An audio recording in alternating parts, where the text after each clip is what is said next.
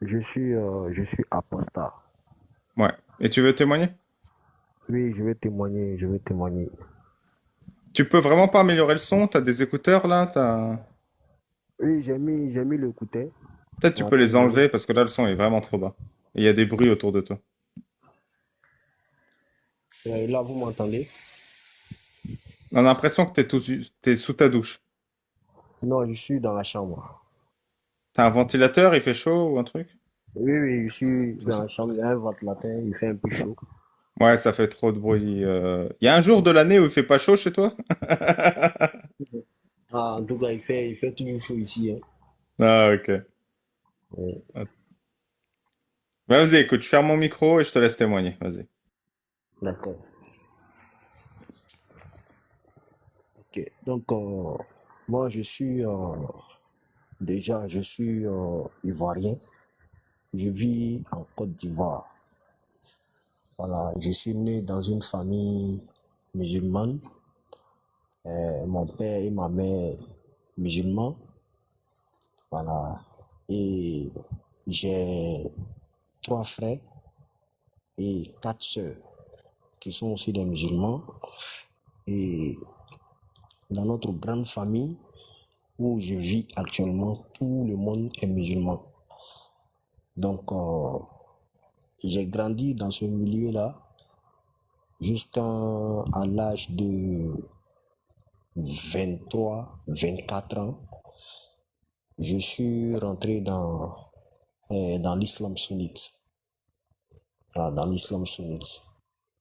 Donc, étant dans ce l'islam sunnite-là, j'ai, j'ai eu à apprendre la religion, voilà, d'une manière très profonde, à tel point que j'étais devenu l'imam de ma famille. J'étais l'imam de ma famille. C'est-à-dire quoi, apprendre de manière très profonde? T'es allé à l'école coranique? Tu as appris toi-même dans les livres? T'avais un maître? Bon, je dirais, j'ai appris beaucoup de choses par moi-même. Ça, c'est un. Maintenant, de deux, voilà, je partais aussi dans les cours arabes. Voilà, pour aller apprendre à lire le Coran et à connaître plus la religion, quoi. Donc, je suis resté dans ce chemin jusqu'à ce que, en 2019, je suis allé à l'aventure. Je suis allé à l'aventure. J'étais en Algérie. Et j'étais en Algérie. J'ai fait 2 ans en Algérie. Et après cela, je suis allé en Tunisie. Voilà, c'est au cours de mon aventure que j'ai découvert que en réalité, l'islam, franchement dit, j'avais pas, j'étais ignorant. C'est dans mon aventure que j'ai compris que j'étais vraiment ignorant. Voilà, de tout ce que je lisais. Tu peux mute tes téléphones là, on les entend sonner, s'il te plaît. Je vais mettre ça sur. Ouf. Par contre, quand ça vibre, on l'entend plus que ta voix. Donc, j'ai mis ça sur silence. J'ai mis ça sur silence. Donc, je disais que, voilà, j'ai été euh, dans mon aventure. C'est dans mon aventure que j'ai commencé à comprendre que en réalité, il y avait un sérieux problème, voilà, dans la rue que je suivais. Donc, vu que j'étais à l'aventure, il n'y Et avait pas. c'était quoi les problèmes? Le problème, bon, je suis tombé sur plusieurs vidéos, par exemple, de Majid Outacha. Et en plus de cela, euh, Jacques Le Fou. Voilà, je suis tombé sur la vidéo. Et ils m'ont fait savoir que en réalité, est-ce que c'est vraiment logique que, sinon j'entendais que, par exemple, euh, par exemple, je lisais la sourate Kaf. La sourate Kaf où on dit que le soleil se couche dans une source boueuse. Je lisais ça auparavant, tu vois. Mais eux, ils ont activé mon esprit critique en me disant que est-ce que c'est possible que le soleil qu'on voit, il se couche vraiment dans une source boueuse. Donc j'ai commencé à analyser les choses par moi-même et j'ai vu que vraiment il y a beaucoup de choses que je voyais dans le Coran, j'ignorais et que à travers eux les dit, j'ai commencé à revenir, voilà, à chercher à comprendre si ceci était possible ou bien si cela euh, n'était pas possible. Et dans ma conclusion, j'ai vu que c'est pas possible. Par exemple, c'est pas possible que un être humain il puisse monter sur un âne et l'âne il va s'envoler avec lui pour aller au septième cieux. J'ai compris cela que c'est pas possible et j'ai compris aussi que c'est pas possible que un être humain il puisse diviser la mer en deux avec juste un bâton. Mais ça, tu l'as pas compris quand tu étais l'imam de ta famille? Bon, j'ai, en tout cas, j'écoutais l'histoire, ouais, j'écoutais l'histoire, mais mon esprit critique ne m'a pas permis à vraiment me poser c'est-à-dire la vraie question de savoir est-ce que c'est vraiment possible ou bien, c'est-à-dire dans la vie réelle, est-ce que c'est Ok. possible ou bien est-ce que ce n'est pas possible? Et maintenant que tu as réalisé, tu l'as annoncé Voilà. à tes frères et sœurs, à ta famille? Bon, je ne les ai pas annoncés ouvertement que, voilà, parce que je suis quitté à l'aventure. Maintenant, ça fait maintenant un an que je suis revenu en famille. Après plus de 5 ans à l'aventure. Voilà. Donc, quand je suis venu, ils ont compris que mon habitude a changé. Avant que j'allais sortir, voilà, pour aller à l'aventure, c'est moi, j'ai appelé la mosquée. C'est moi, je faisais prier les gens. C'est moi, j'étais tout le temps dans la mosquée, tout. Mais quand je suis revenu, ils ont compris qu'il y a quelque chose vraiment qui a changé à moi. Voilà. Ils ne me voient plus en train d'aller à la mosquée. Ils ne me voient plus en train de faire ceci. Donc, ils ont commencé à se poser la question. Voilà. Il y a un jour même, ils ont fait, il y a eu une réunion. Il y a eu une réunion sur moi. Ils m'ont appelé. Voilà. Il y avait Mais qui à quand, la réunion? Juste la famille? oui, la famille, bien sûr. Et ils t'ont appelé? Ouais, ils m'ont appelé et ils ont commencé à me poser la question que, eux, ils n'arrivent pas à comprendre depuis que je suis revenu de mon aventure. Ils ne me voient plus en train de prier, ils ne me voient plus en train de faire les actes, voilà, d'adoration de la religion. Donc, ils ne comprennent pas qu'est-ce que moi j'ai à eux les dire. Voilà. Bon, moi, j'ai dit franchement, actuellement où je suis, voilà, je suis en train de chercher à vraiment comprendre. C'est-à-dire, je ne veux plus suivre l'islam ignoramment. Voilà, je ne veux plus suivre l'islam ignoramment.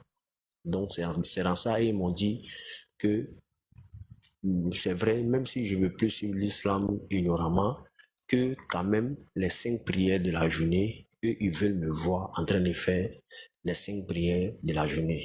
J'ai dit, bon, si vous me dites, vous voulez me voir en train de faire les 5 prières de la journée, moi, j'aimerais que, voilà, vous et moi, on est d'accord que la parole, c'est-à-dire la seule et unique parole de soi-disant Dieu, Allah, c'est le Coran, n'est-ce pas? Ils m'ont répondu oui, que c'est le Coran.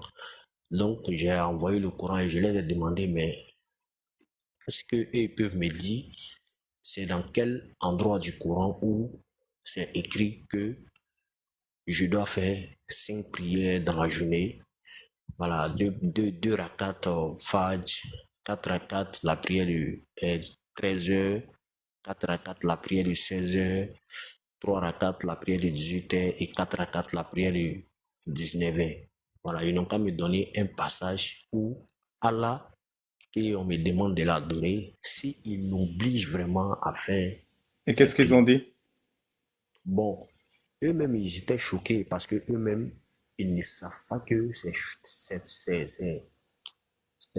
ces obligations ne sont pas dans le Coran. Eux-mêmes, ils ne savaient pas. Donc, vu que eux aussi n'ont pas trop la connaissance sur par exemple, le Coran, donc il y a un monsieur, voilà, qui vient faire prier souvent de temps en temps, voilà, la famille. C'est à lui ils ont appelé et puis ils lui ont demandé, est-ce que ce que moi je suis en train de leur faire savoir, est-ce que c'est vrai que les 5 prières ne sont pas mentionnées dans le Coran? Le monsieur les a dit que oui, c'est vrai, les 5 prières ne sont pas mentionnées dans le Coran, que mais les 5 prières, c'est dans les hadiths que c'est écrit. Voilà. Moi, je dis que moi, je ne reconnais pas les hadiths en tant que les paroles d'Allah, en tant que les paroles du Créateur. Voilà, il dit la seule parole que les gens ils Mais disent donc, que c'est t'es apostat ou t'es coraniste? moi.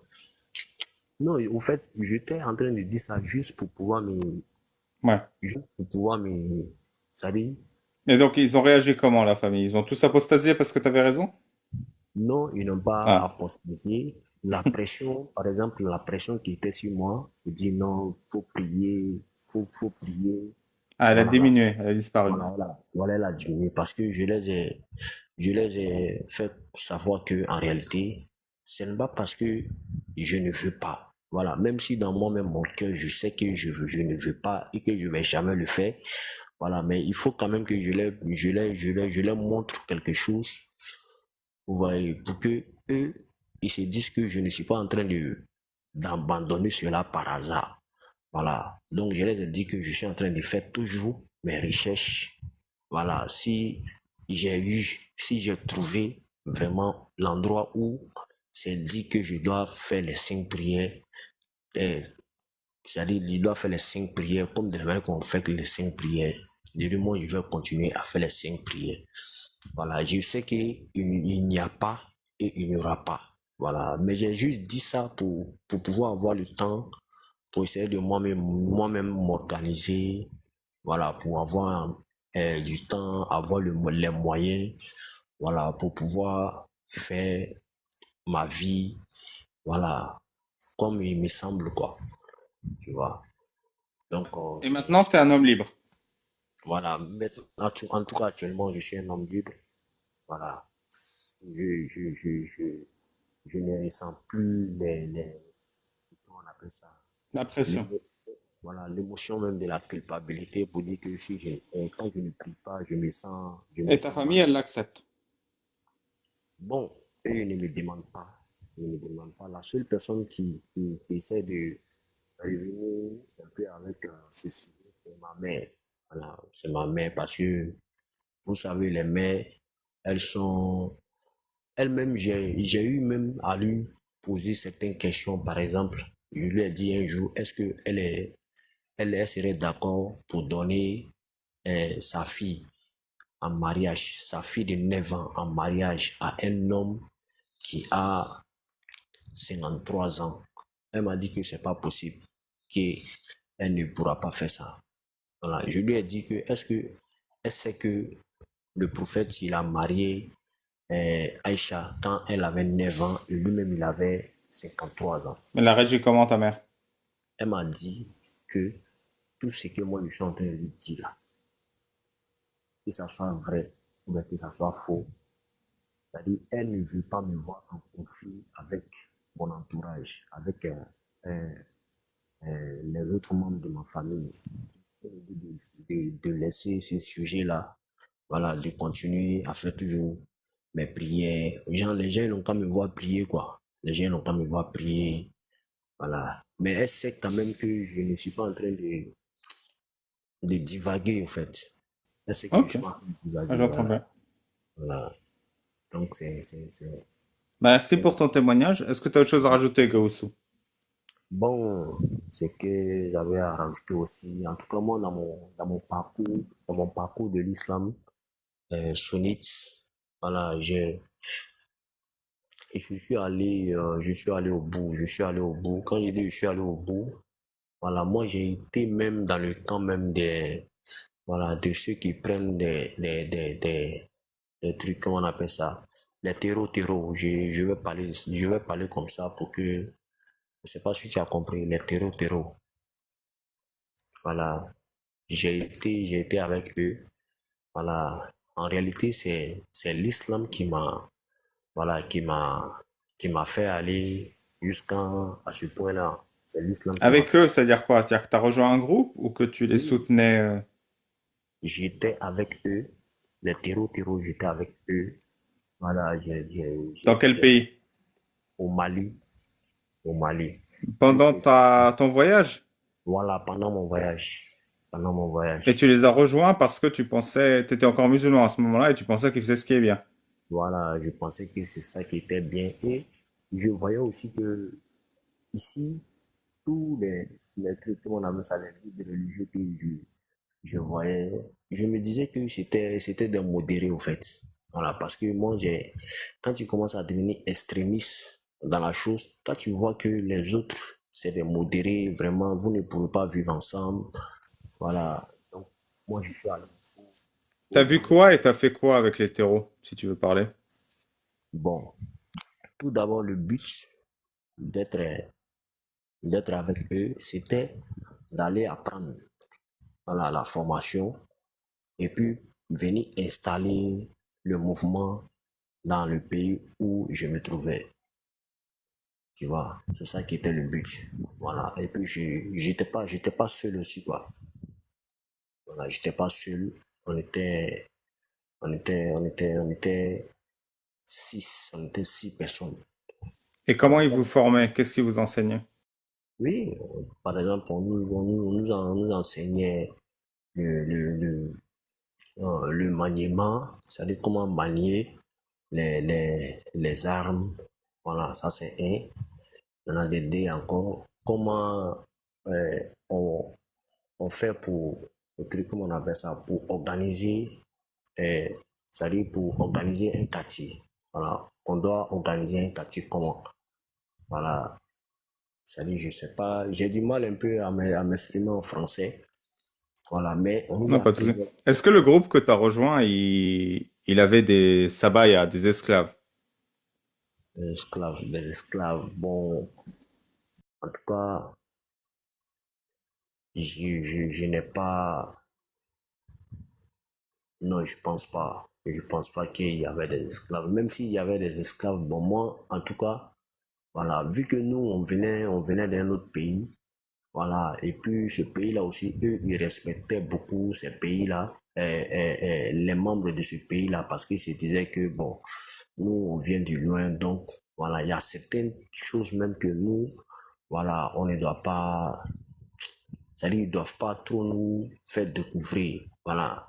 Le but pour lequel seulement on était là-bas, on va apprendre le but, et puis, voilà, on va revenir maintenant, on va faire ce que on doit faire ici. Voilà. Maintenant, normalement, la formation devrait durer un an. Ça devrait durer un an. Voilà. Mais quand on a fait 4 mois de formation, voilà, on les a fait savoir que dans le pays où on est quitté, il y a beaucoup de nos amis, voilà, qui sont là et qui avaient voulu nous rejoindre. Ouais. Mais pour que eux, ils puissent nous faire confiance pour rejoindre le groupe, il va falloir que nous-mêmes, on revienne au pays pour venir les chercher. S'ils nous ont vus, on est vivant, on est sain et on est sauf, c'est là maintenant que ils vont accepter maintenant. Donc, on t'a formé à être un recruteur, quoi. Voilà, exactement. Et pourquoi tu l'as pas fait? Je ne l'ai pas fait parce que j'ai compris que en réalité, c'était pas, le but n'était pas à cause d'Allah, au fait. Oui, Eux, c'était une mafia business, voilà, quoi. voilà, c'était une mafia, c'était un business avec tout ce que je voyais. Voilà, Et c'était c'est un comme ça que tu as commencé à douter de l'islam. Voilà, ça Ok. d'abord, ça a commencé à me faire douter. Maintenant, quand ils nous ont permis de revenir dans nos pays pour chercher les autres, voilà, c'est dans ça, au lieu de revenir dans mon pays, moi, je suis rentré en Algérie. Voilà, je suis rentré en Algérie. De l'Algérie, je suis allé en Tunisie. Je voulais essayer d'aller, voilà, en Europe, voilà, pour essayer d'oublier un peu tout ce que j'ai vécu, mais je n'ai pas pu avoir accès. Donc, Où tu trouvais l'argent pour voyager? bon, où je trouvais l'argent pour voyager, bon, en tout cas, moi, je travaillais. Voilà, je travaillais. Lorsque ils sont venus nous, ils sont venus nous, non, nous d'abord, on était six, comme j'avais dit. On était six. Maintenant, nous les six, on ne s'attendait pas. On a eu l'impression que avec les imams, les dévanciers qui étaient ici, on ne s'entendait pas au fait. Parce que nous, on voyait par exemple quelque chose qui est écrit dans le Coran où Dieu il a autorisé qu'on n'a qu'à faire ceci. Mais, Ouais. mais dans la vraie vie, Peut-être deux questions d'abord. oui, oui. Tu as dit que tu voulais aller en Europe pour oublier ce que tu as vu. C'est-à-dire que c'était difficile le temps que tu as passé dans le groupe terreau? C'était très difficile? Bon, c'était, Ou c'était... je vais dire que c'était, ça dit, euh, le fait, moi-même le fait d'être avec eux, voilà, je n'ai pas subi de trucs qu'on appelle ça parce que je faisais partie d'eux. Donc, je n'ai pas subi de, de l'injustice. Voilà. Mais l'identité dans laquelle je me retrouvais, voilà, c'était pour changer cette identité-là. Ouais. Et comment tu as rejoint le groupe? C'est un ami aussi qui est revenu du groupe au pays pour te chercher? Voilà, c'est Hmm. ce que je voulais dire. On était six. Donc nous les six, on ne s'attendait pas avec les imams. Les imams d'ici, on ne s'attendait pas avec eux. Donc parmi nous, il y a un frère qui nous a fait savoir il y a un de ses cousins. Voilà, il y a un de ses cousins qui est parmi les terreaux qui se trouvent au Mali. Voilà. Est-ce que on va pas essayer d'aller là-bas pour essayer de se former et puis revenir tous les imams et les guides, voilà, qui ne veulent pas bien suivre, voilà, les paroles d'Allah comme il se doit. On va venir pour les imposer d'une autre manière pour qu'ils puissent suivre vraiment, voilà, la parole d'Allah. Donc, c'est à travers un ami qu'on a pu, voilà, on a Ouais, pu être, je l'entends bien. tu Je vois. commence à fatiguer parce qu'il est très tard. Est-ce que t'as un autre gros passage de ton histoire ou c'est... Bon, en tout cas, le plus gros passage aussi que je voulais, c'est le truc. C'est-à-dire, je, c'est une manière je voulais juste dire à tous ceux qui se disent musulmans,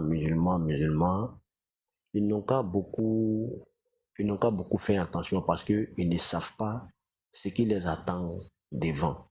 Voilà, que ce soit les musulmans de France, que ce soit les musulmans les musulmans de n'importe quel pays Qu'est-ce qui dans les l'Afrique, attend devant? voilà. Ce qui les attend devant, c'est que ils ne savent pas que le jour où l'islam va triompher, hein, ils ne savent pas que, par exemple, tous les actes d'adoration qu'ils font, le but de ces actes-là, c'est pour que la parole d'Allah soit au-dessus c'est pour que la parole d'Allah soit au-dessus de toutes les paroles. C'est pour que la parole d'Allah soit au-dessus même de la loi même du pays dans lequel où il se trouve. C'est le but pour lequel on fait les 5 prières, les hajj. C'est pour que l'islam n'a qu'à avoir force. Donc, le jour où l'islam va avoir force, je pense que ils vont pas accepter, par exemple, ils vont pas accepter tous ceux qui se disent musulmans, modérés actuellement, ils vont pas accepter que quelqu'un il vole et puis on coupe sa main.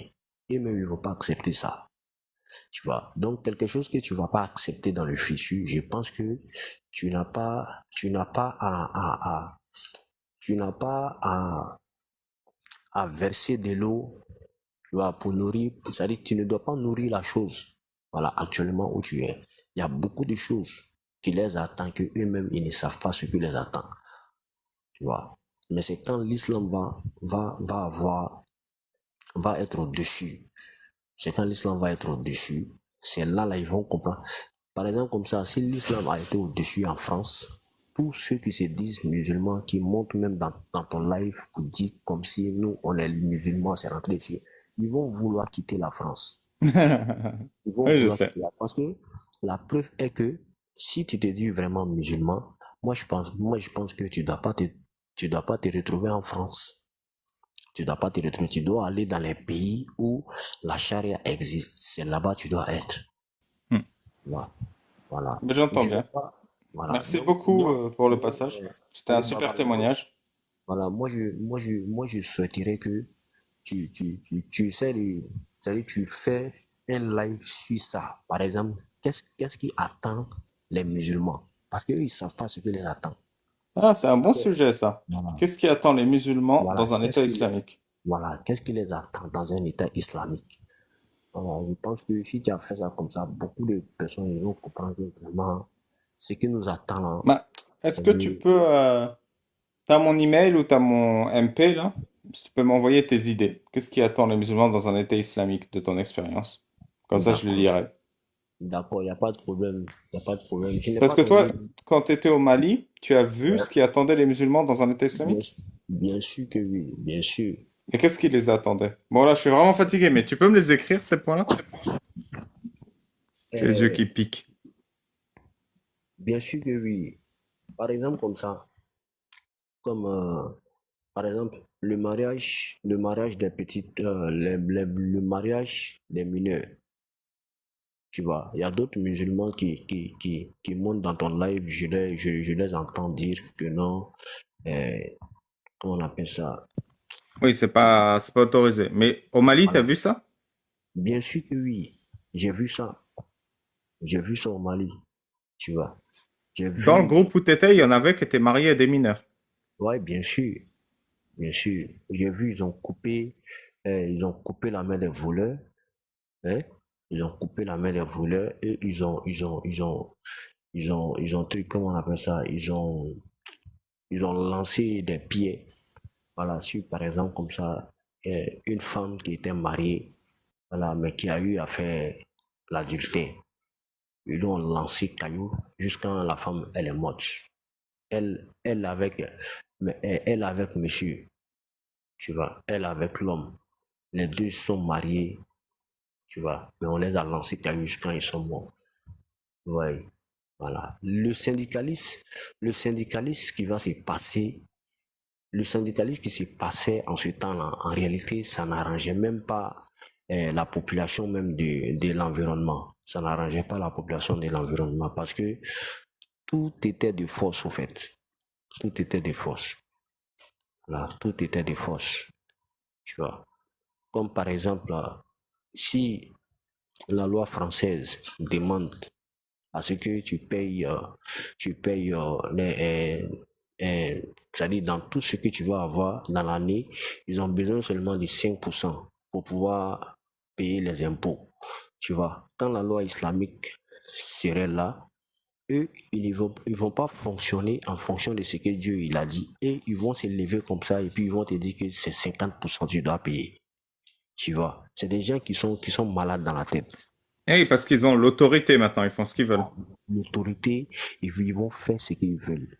Tu vois. Donc, Et ça donc, va. t'as vu ça? T'as vu vraiment du braconnage comme ça, où ils prenaient 50%, ils volaient l'argent? Bien sûr, bien sûr. Surtout, il y a des gens qui partaient faire les achats.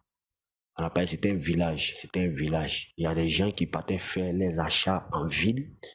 Et quand ils revenaient avec leurs marchandises, voilà, tous les gens du village étaient obligés de cacher leur argent. Ils étaient obligés de cacher leur argent. Sinon, quand ils voient ton argent, ils vont prendre ton argent. Ça, c'est un. Et d'aider encore ta marchandise, ils vont regarder dedans ce qui est bon pour eux, ils vont prendre là-dedans. Tu vois, ils vont prendre ça là-dedans. Tu vois. Donc, il y a toutes ces choses-là qui attendent les musulmans, mais ils ne savent pas en réalité, voilà, ce qui les attend. Beaucoup ne savent pas ce qui les attend. tu vois. Donc, mieux vaut J'entends mieux- bien. Mais c'était très, très passionnant, Gaussou. Et t'as eu peur ou pas quand t'as quitté pour la Tunisie? T'avais peur qu'ils te rattrapent ou pas trop? Bon, j'ai eu peur. Voilà pourquoi je suis pas revenu directement dans mon pays. Voilà, j'ai rebroussé chemin et puis je suis allé de l'autre côté. On était deux. Il y a deux amis, eux, ils étaient mariés. Ils étaient mariés, donc ils étaient obligés de revenir euh, en Côte d'Ivoire, rester euh, à Bamako. Il y a deux qui sont restés à Bamako et moi avec le sixième, nous on est allés ensemble à Gao. Gao, Gao c'est la ville qui fait, c'est une ville du Mali qui fait frontière avec l'Algérie. Donc moi avec lui on est allé là-bas. On était censé à, à travailler un peu pour avoir notre transport pour rentrer sur Algérie. Voilà, bon, pendant que moi, j'ai travaillé, je me concentrais pour avoir mon transport. Bon, lui, je savais pas ce qu'il faisait, mais au moment où moi, j'étais prêt pour aller de l'avant, bon, lui n'était pas encore prêt. Bon, moi, je pouvais pas l'attendre. Donc, moi, je suis allé et je l'ai laissé là-bas. Bah, bravo d'être rentré chez toi. Ouais, Bah, merci. merci. Je vais réfléchir à préparer un live. Qu'est-ce qui attend les musulmans? D'accord. C'est très important. C'est très, très important. Ouais, je suis d'accord. Merci Très, d'avoir très. pris le courage de partager ton histoire. De rien, de C'est la rien, première fois que j'ai une histoire comme ça d'ailleurs. de rien, de rien. Et moi aussi, ça me fait plaisir parce que c'est ma mission d'avertir. Voilà, c'est ma mission d'avertir tous ceux qui se disent musulmans, qui ne savent pas ce qui les attend. Moi, aujourd'hui, je pense que c'est ma mission d'avertir, voilà, de les avertir. Voilà, ce qui les T'as attend. averti tes frères et sœurs? Voilà. Bon, oui, je les ai avertis, je les ai avertis. Tu leur as Voilà. Mais raconté ce que t'as vu au Mali? bien sûr, je les ai racontés. Je les ai racontés. Bon, eux, c'est-à-dire, jusqu'à présent, ils se disent que, bon, moi, je suis en train de faire seulement que du tapage. Oui, voilà, je suis en train de faire seulement que du Mais ils n'ont pas tapage. réagi à la lapidation de lancer les cailloux sur le couple. Ils n'ont Bien pas sûr, bien sûr, bien sûr. C'est-à-dire, il y a d'autres quand même que choqué. voilà, ça les a choqués, tu vois. Mais, voilà. Ils ignorent, quoi. Ouais. Ils ignorent. Voilà, ils ignorent. Mais ça s'est passé. Et puis bon, la vie avance, hein. Voilà. Tout ce qui Allah fait, c'est bon d'après eux. Tout ce qui Ouais. Allah fait est bon. Voilà. Ouais, je En tout cas, comprends. nous, par exemple, comme ça, je vais dire ici et puis je vais m'arrêter. Nous, ce qui nous a sauvés, et puis on n'a pas adhéré vraiment à ce groupe, c'est que quand on est arrivé dans ce village-là, on a fait 2 semaines. Nos premières 2 semaines, on a commencé à tomber malade. On a commencé à tomber malade parce que l'environnement, changement de l'environnement. Donc, ils avaient maintenant des remèdes, les comprimés et les piqûres. Voilà. Donc, nous, on a eu la chance, on a refusé de faire piqûre. On a refusé de faire piqûre.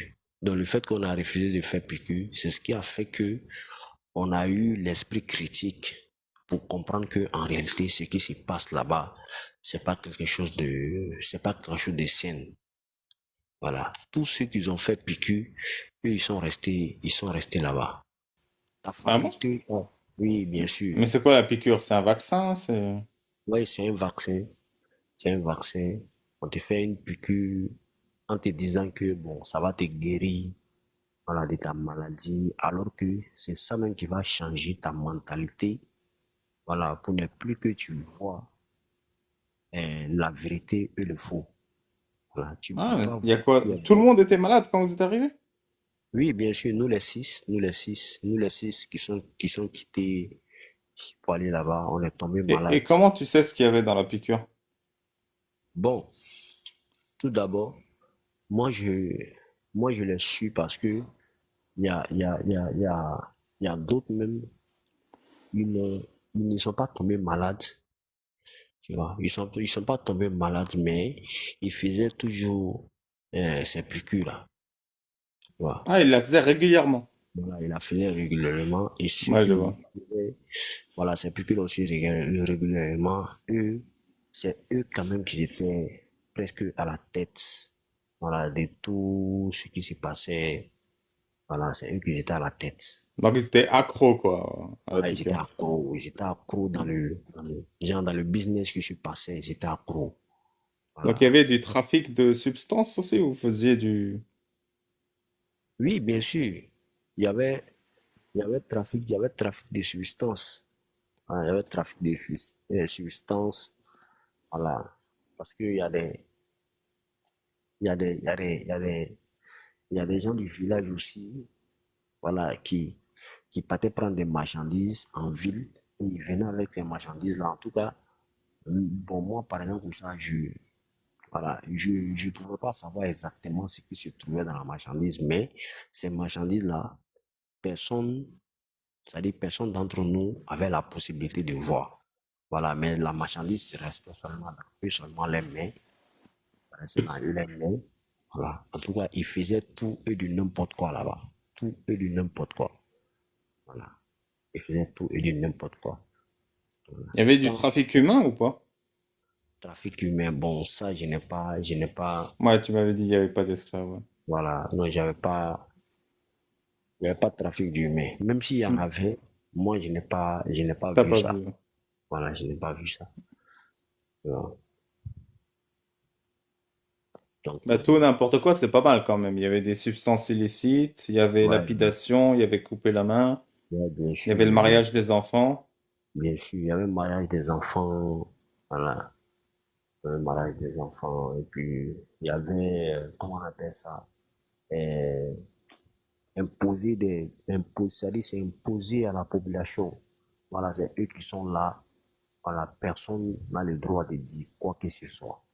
C'est- Oui, ils ont Ils sont soumis tout le monde. là, ils ont soumis tout le monde. C'est-à-dire les gens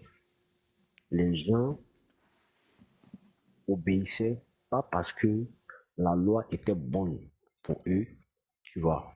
Mais ils obéissaient parce que ils sont nés là-bas, ils ont grandi là-bas. Il y a les champs, tous les vies.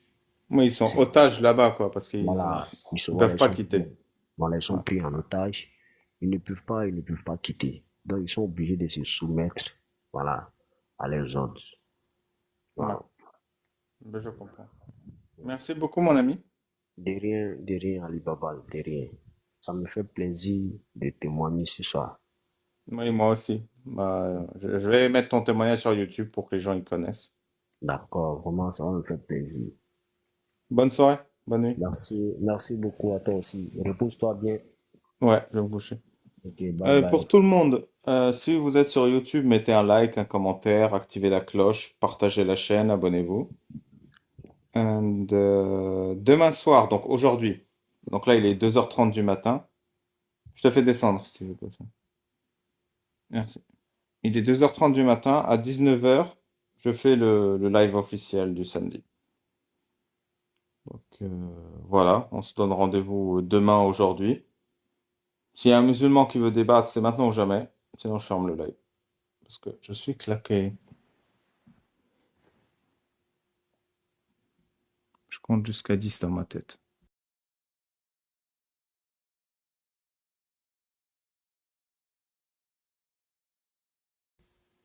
Il y a un mec qui m'a envoyé un MP gentil, mais je vais vous le lire.